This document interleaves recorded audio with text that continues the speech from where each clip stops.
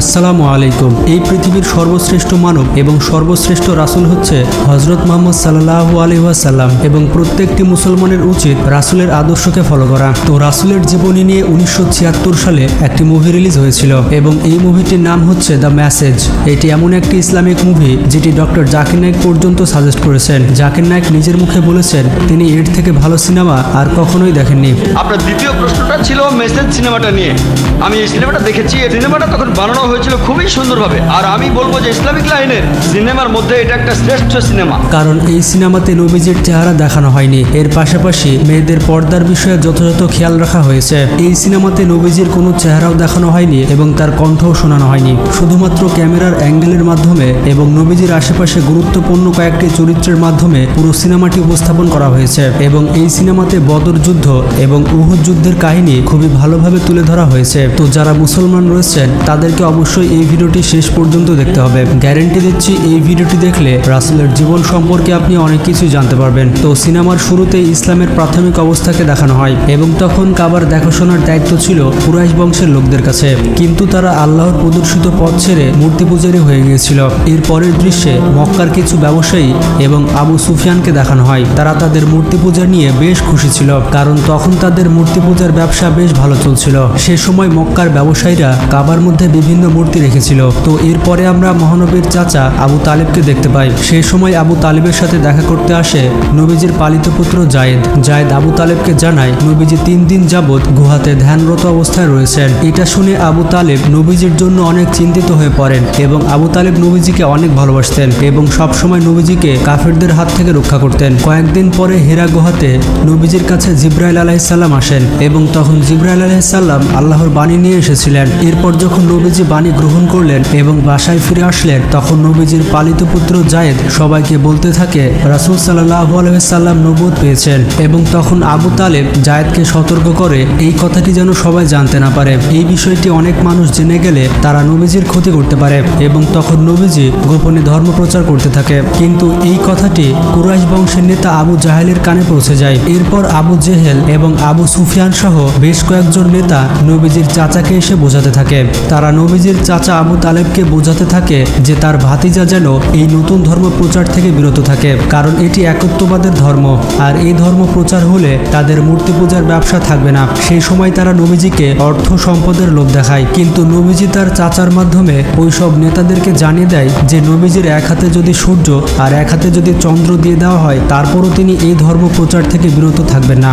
এরপর মক্কার যে নেতাগুলো ছিল তারা নবীজির উপরে অনেক খেপে যায়। এর মধ্যে একজন নেতা ছিল উতবা এবং উতবার মেয়ে ছিল আবু সুফিয়ানের স্ত্রী। তার বড় ভাই আবার ইসলাম গ্রহণ করেছিল, মানে আবু সুফিয়ানের শালা ইসলাম গ্রহণ করেছিল। তার ভাই হুদাইফা ইসলাম গ্রহণ করার কারণে আবু সুফিয়ানের স্ত্রী অনেক খেপে যায়। এদিকে নবীজি গোপনে ইসলাম ধর্ম প্রচার করতে থাকেন। এভাবে আস্তে আস্তে কোরআনের আয়াত নাজিল হতে থাকে নবীজির উপরে। এদিকে মুসলিম হওয়া একটি ছেলেকে কুরাইশ বংশের লোকেরা অনুসরণ করছিল। সেই ছেলেটির পিছু করতে করতে তাকে ধরে ফেলে। সেই ছেলেটিকে ধরে কুরাইশ নেতাদের সামনে নিয়ে আসা হয়। সেখানে ছিল আবু সুফিয়ান এবং আবু জেহেল। ওই ছেলেটিকে ইসলাম ধর্ম ত্যাগ করার জন্য বিভিন্নভাবে উস্কাতে থাকে তারা। ওই মুসলিম ছেলেটি কুরাইশ নেতাদেরকে বলে যে পৃথিবীর সব মানুষই সমান, ইসলামে ধনী গরিব ছোট বড় কোনো ভেদাভেদ নেই। সেখানে থাকা কুরাইশ নেতারা এই কথাটি শুনে বেশ রেগে যায়। কুরাইশ নেতারা তাদের এক গোলামকে বলে এই মুসলিম ছেলেটিকে আঘাত করতে, এবং ওই গোলাম আর কেউ নয়, ইসলামের প্রথম মুয়াজ্জিন হযরত বেলাল রাদিয়াল্লাহু তাআলা আনহু ছিলেন। তখন হযরত বেলাল এই ছেলেটিকে মারতে অস্বীকৃতি জানায়। যেহেতু বেলাল তাদের কৃতদাস ছিল তাই তারা বেলালের উপর অনেক রেগে যায় যে তাদের কৃতদাস হয়েও বেলাল তাদের কথা অমান্য করেছে। এরপর কুরাইশ নেতারা হযরত বেলালের উপরে অনেক অত্যাচার করতে থাকে। হযরত মুহাম্মদ সাল্লাল্লাহু আলাইহি ওয়াসাল্লামের উপর বিশ্বাস আনার কারণে হযরত বেলালের বুকের উপরে বড় বড় পাথর চাপিয়ে দেওয়া হয়। তার উপরে নির্মম অত্যাচার করা হচ্ছিল, কিন্তু তারপরও বেলাল ইসলাম ধর্ম ত্যাগ করে না। এরপর সেখানে নবীজির পালিত পুত্র চলে আসে এবং তাকে পাঠিয়েছিল ইসলামের প্রথম খলিফা আবু বকর। আবু বকর জায়েদকে দিয়ে পাঠিয়েছে উমাইয়ার কাছ থেকে বেলালকে কিনে নেওয়ার জন্য। এরপর আবু বকর রাদিয়াল্লাহু তাআলা আনহু 1000 দিনার দিয়ে হযরত বেলালকে কিনে নেয়। তো এইভাবে হযরত বেলাল ইসলামের ছায়াতলে আসেন। এরপর বেশ কিছুদিন কেটে যায়। ইসলাম ধর্ম তখনও গোপনে প্রচার চলছিল, কিন্তু এরপর আল্লাহর কাছ থেকে আদেশ আসে যে ইসলাম প্রকাশ্যে প্রচার করতে হবে। গোপনে যে যুবকেরা ইসলাম ধর্ম গ্রহণ করেছিল তারা এবার প্রকাশ্যে চলে আসে এবং তারা প্রকাশ্যে ইসলাম ধর্ম প্রচার করতে শুরু করে। সেই সকল যুবকেরা দল বেঁধে কাবার দিকে যেতে থাকে, কিন্তু এদিকে আবু জেহেল তাদের বিরুদ্ধে মক্কার মানুষকে মানুষকে রাগিয়ে তোলে এবং সেই সকল যুবকেরা রাস্তা দিয়ে যাওয়ার সময় মক্কার মানুষেরা তাদের উপরে পাথর ছুঁড়ছিল। মক্কার সাধারণ কুরাইশরা এটা মেনে নিতে পারছিল না যে হযরত মুহাম্মদ সাল্লাল্লাহু আলাইহি সাল্লাম তাদের বাপদাদার ধর্ম ছেড়ে নতুন ধর্ম কিভাবে প্রচার করছে। তারা এবার সবাই মিলে নবীজির উপরে আক্রমণ করে। ঠিক তখনই সেখানে শিকার থেকে ফিরে আসে নবীজির আরেক চাচা হামজা। হামজাকে দেখে মক্কার কুরাইশরা বেশ ভয় পেয়ে যায়। হামজা তার ভাতিজার উপরে এমন অত্যাচার দেখে অনেক রেগে যায়। হামজা প্রকাশ্যে সবার সামনে তখন ইসলাম ধর্ম গ্রহণ করে এবং হামজা সবার সামনে বলে যে আমার ভাতিজার গায়ে যদি কেউ হাত দেয় তাহলে তাকে সে ছেড়ে কথা বলবে না। সেই সময় মক্কার সবথেকে শক্তিশালী এবং বীর যোদ্ধা ছিল হামজা, যার কারণে সবাই তাকে ভয় পেত এবং এই কথা শুনে কুরাইশরা নিজ নিজ ঘরে ফিরে যায়। বীর হামজা ইসলাম ধর্ম গ্রহণ করেছে এটা শুনে আবু সুফিয়ান এবং তার স্ত্রী অনেক ক্ষেপে যায় এবং তারা কোনোভাবে মেনে নিতে পারে না যে হামজা ইসলাম ধর্ম গ্রহণ করেছে। এদিকে আবু জেহেল অনেক ক্ষেপে যায় এবং যারা নতুন ইসলাম ধর্ম গ্রহণ করেছে তাদের উপরে অত্যাচার করতে থাকে। তার অত্যাচার এতটাই ভয়ঙ্কর ছিল যে মানুষ মারা পর্যন্ত যাচ্ছিল। সেই সময় আবু জেহেল অনেক মুসলিমকে হত্যা করেছিল। মুসলিমদের উপর এত অত্যাচার হওয়া সত্ত্বেও কোনো মুসলিমই ইসলাম ধর্ম ত্যাগ করেছিল না। এরপর হামজা যখন ফিরে আসে তখন দেখতে পায় যে এইসব মুসলমানদের সাথে কি করা হয়েছে। হামজা এসব দেখার পরে সে ভালোভাবে বুঝতে পারে যে তারা মক্কাতে আর থাকতে পারবে না। এরপর নবীজি নতুন মুসলিমদের বলে আবিসিনিয়ার পথে রওনা হতে। নবীজির কথা অনুযায়ী একদল মুসলিম আবিসিনিয়ার উদ্দেশ্যে রওনা দেয়। তো যাই হোক, তারা মরুভূমির মাঝখান দিয়ে আবিসিনিয়ার দিকে যাচ্ছিল। ঠিক তখনই তাদের পিছু করে উতবার ছেলে ওয়ালিদ। কিন্তু তারা সবাই একটি বালুর ছায়াতে লুকিয়ে পড়ে। যেহেতু বালির ছায়া লুকিয়ে পড়ে তাই ওয়ালিদ তাদের দেখতে পায় না এবং তারা বেঁচে যায়। দৃশ্য চেঞ্জ হয় আর আমরা দেখতে পাই মক্কার নেতারা এই বিষয় নিয়ে আলোচনা করছে। তারা মিটিংয়ে বলে যে আবিসিনিয়া থেকে সকল মুসলিমদের ফিরিয়ে আনতে হবে। এদিকে সকল মুসলমান আবিসিনিয়ার এক খ্রিস্টান রাজার কাছে আশ্রয় নিয়েছিল। এই খ্রিস্টান রাজা ছিল খুবই ভালো মনের মানুষ। খ্রিস্টান রাজা যখন রাজদরবারে প্রবেশ করে তখন সবাই মাথা নত করে, কিন্তু মুসলিমরা মাথা নত করে না। খ্রিস্টান রাজা মুসলিমদের জিজ্ঞেস করলে মুসলিমরা বলে মুসলিমরা কেবল আল্লাহর কাছে মাথা নত করে আর পৃথিবীর কারো কাছে মাথা নত করে না। এরপর নতুন মুসলিমদের কাছে খ্রিস্টান রাজা বিভিন্ন প্রশ্ন করে এবং ইসলাম ধর্ম সম্পর্কে এগুলো শুনে খ্রিস্টান রাজা অনেক খুশি হয়ে যায়। তাছাড়া খ্রিস্টান রাজা সেখানে খ্রিস্টান ধর্মের সাথে ইসলাম ধর্মের অনেক মিল খুঁজে পায়, যার কারণে কুরাইশ নেতাদের কাছে মুসলিমদের আর ফেরত দেয় না। খ্রিস্টান রাজা তখন মুসলিমদের বলে যে মুসলিমরা তার রাজ্যে খুবই ভালো মতো বসবাস করতে পারবে এবং তাদের ধর্ম প্রচার করতে পারবে। এদিকে আবু সুফিয়ান যখন শুনল খ্রিস্টান রাজা ওই মুসলিমদের ছাড়েনি তখন আবু সুফিয়ান অনেক রেগে যায় এবং মক্কাতে যত মুসলিম ছিল তাদের ঘরে আক্রমণ চালায় আর সবার উপরে অত্যাচার করতে থাকে। মুসলিমদের সকল দোকানপাট এবং ব্যবসা পুড়িয়ে ফেলা হয়। যারা নতুন মুসলমান হয়েছিল তাদের উপরে অত্যাচার চলতে থাকে। এদিকে মহানবীর চাচা আবু তালেব অসুস্থ হয়ে যায়। শুধুমাত্র আবু তালেবের জন্য মক্কার নেতারা নবীজিকে কিছু বলতে পারত না, কিন্তু আবু তালেব মারা যাওয়ার কারণে মহানবী তার শেষ আশ্রয় হারিয়ে ফেলেন। নবীজির চাচা মারা যাওয়ার কারণে নবীজি অনেক ভেঙে পড়েন। এরপর তিনি পাশের একটি শহরে তায়েফে যান ইসলাম প্রচার করতে, আর সেখানে গিয়েছিল নবীজির সাথে তার পালিত পুত্র জায়েদ। দুঃখজনক বিষয় হচ্ছে তায়েফের মানুষজন নবীজির উপরে আক্রমণ করতে থাকে। নবীজিকে তারা পাগল বলে ইট পাথর মারতে থাকে। নবীজি তখন রক্তাক্ত হয়ে গিয়েছিল, কিন্তু তারপরও নবীজি তাদের জন্য বদদোয়া করেছিল না। নবীজি তায়েফবাসীর জন্য আল্লাহর কাছে দোয়া করেছিলেন। এরপর নবীজি আহত অবস্থায় পাশের একটি গুহাতে এসে আশ্রয় নেন। এরপর রাতের বেলায় মদিনা থেকে একদল লোক আসে এবং নবীজিকে বলে সেখানে যেতে। এরপর নবীজির আদেশে 70 জনের একটি দল মক্কা থেকে মদিনাতে হিজরত করে, কিন্তু তখনও নবীজি মক্কাতেই ছিলেন। এরপর আবু সুফিয়ান এবং আবু জেহেল নবীজিকে হত্যা করার পরিকল্পনা করে। তারা রাতের বেলায় গোপনে নবীজির ঘরে ঢুকে পড়ে, কিন্তু সেখানে নবীজির জায়গায় শুয়েছিল হযরত আলী রাদিয়াল্লাহু তাআলা আনহু। নবীজি আবু বকরকে নিয়ে অনেক আগে রাতের বেলায় বেরিয়ে পড়েছিলেন। এদিকে আবু সুফিয়ান নবীজিকে ধরার জন্য অনেক বড় পুরস্কার ঘোষণা করে। এরপর আবু জেহেল এবং উবাইয়া নবীজির খোঁজে বেরিয়ে পড়ে। তারা নবীজির পিছু করতে থাকে। তারা বিভিন্ন নিশানা অনুসরণ করে একটি পাহাড়ের গুহার কাছে এসে থামে। তারা সেখানে মাকড়সার জাল আর পাখির বাসা দেখে বুঝতে পারে যে এই গুহার মধ্যে আসলে কেউ নেই, কিন্তু সেই গুহার মধ্যে আশ্রয় নিয়েছিলেন মহানবী এবং আবু বকর। আল্লাহ তাদেরকে বাঁচানোর জন্যই মাকড়সার জাল আর পাখির বাসা তৈরি করেছিলেন। এদিকে মদিনার মানুষ সবাই নবীজি এবং আবু বকরের অপেক্ষা করছিল। কিছুক্ষণ পরে তারা দেখতে পায় নবীজি এবং আবু বকর তাদের দিকে এগিয়ে আসছে। মদিনাতে নবীজি এবং আবু বকরের অনেক ভালোভাবে স্বাগতম জানানো হয়। নবীজি তার উটের পিঠে চড়ে মদিনাতে প্রবেশ করেন। নবী কার বাড়িতে আশ্রয় নেবেন এই নিয়ে অনেক দ্বিধাদ্বন্দ্ব দেখা যায়, কারণ সবাই চায় নবীজি তার বাসায় থাকুক। এরপর নবীজির উটকে ছেড়ে দেওয়া হয়। উটটি যেখানেই থামবে সেখানেই নবীজির ঘর তৈরি করা হবে, আর উটটি যেখানেই থামে অবশেষে সেখানে নবীজির ঘর তৈরি করা হয় এবং সেখানেই তৈরি করা হয় ইসলামের প্রথম মসজিদ, যার নাম হচ্ছে মসজিদে নববী। সবাই এই মসজিদ তৈরি করার জন্য সাহায্য করছিল। নবীজি নিজেও এই মসজিদ তৈরিতে সাহায্য করছিলেন। নবীজির চাচা হামজা নবীজিকে কাজ করতে মানা করলেও নবীজি বলে, আমি তো তোমাদের মতো সাধারণ মানুষ, তাই আমিও তোমাদের মতো কাজ করছি। এরপর বেশ কয়েকদিন পরিশ্রম করার পর গড়ে ওঠে ইসলামের প্রথম মসজিদ। কিন্তু সবাইকে নামাজে কিভাবে ডাকা হবে এটা নিয়ে সবাই দ্বন্দ্বতে পড়ে যায়। আর সেখান থেকে প্রথম চালু হয় আজান দেওয়ার নিয়ম এবং ইসলামের প্রথম মুয়াজ্জিন হিসেবে নিয়োগ পান হযরত বেলাল রাদিয়াল্লাহু তাআলা আনহু। তিনি মসজিদে নববীর ছাদে উঠে তার কণ্ঠে আজান দিতে থাকে এবং সবাইকে নামাজের জন্য আহ্বান করতে থাকে। আসলে ইসলামে ধনী গরিবের কোনো পার্থক্য নেই, সেটা মদিনার মানুষ ভালো করে বুঝতে পারে এবং সবাই একসাথে গোলাগুলি করে। এদিকে মক্কার কুরাইশ বংশের নেতারা নবীজির উপরে অনেক রেগেছিল। তখনও মক্কাতে যারা মুসলিম ছিল তাদের উপরে তারা অত্যাচার করতে থাকে। এমনকি তারা পরিকল্পনা করে মদিনাতে যারা রয়েছে তাদের সাথে যুদ্ধ করে তাদেরকে নিঃশেষ করে দেওয়ার জন্য। এদিকে হামজা এসব কিছু শুনে নবীজিকে যুদ্ধের জন্য বলতে থাকে, কিন্তু নবী তখন যুদ্ধ করতে মানা করেন। তো এরপর আল্লাহর তরফ থেকে নবীজির কাছে আদেশ আসে যুদ্ধ করার জন্য। এরপর নবীজি 300 জনের একটি সৈন্যবাহিনী গড়ে তোলে এবং নবীজি যুদ্ধের উদ্দেশ্যে রওনা দেয় এবং এই যুদ্ধটিকে বলা হয় বদর যুদ্ধ। নবীজি বেলালের মাধ্যমে সবাইকে জানিয়ে দেয় যে এই যুদ্ধতে কোনো মহিলা, বৃদ্ধ কিংবা শিশুর উপরে আক্রমণ করা যাবে না। মুসলমানরা বদরের প্রান্তরে এগিয়ে আসছে এই কথা মক্কার নেতারা জেনে যায়।